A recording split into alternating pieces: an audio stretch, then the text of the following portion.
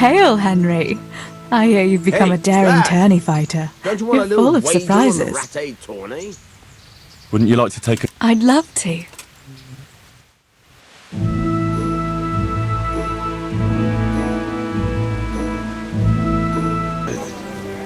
There's something I ought to tell you. What is it? What's troubling you?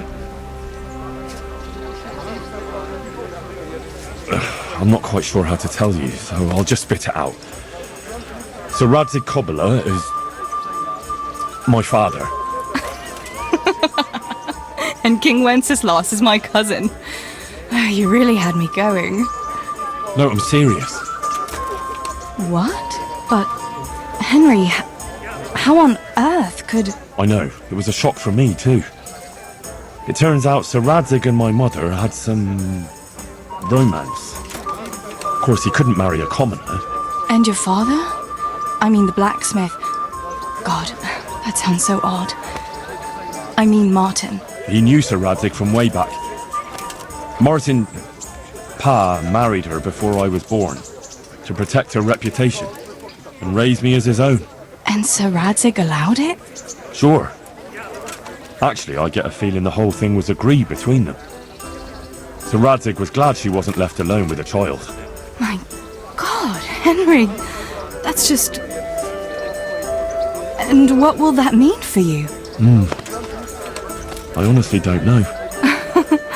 You don't know? Well, it all depends on Sir Radzig, doesn't it? As his illegitimate son, I don't have any rights as such. But it's not like I've suddenly become a noble like Capon.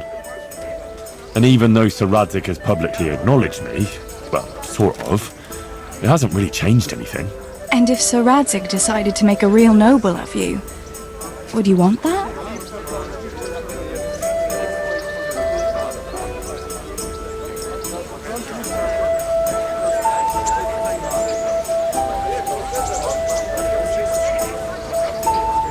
Me become a noble? Fine clothes, hunting, drinking wine from a gold goblet, and stuffed pheasant for breakfast? Ha! Of course!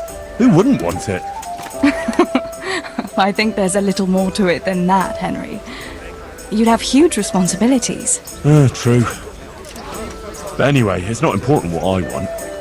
A bastard will always be a bastard. I don't know. All sorts of things can change.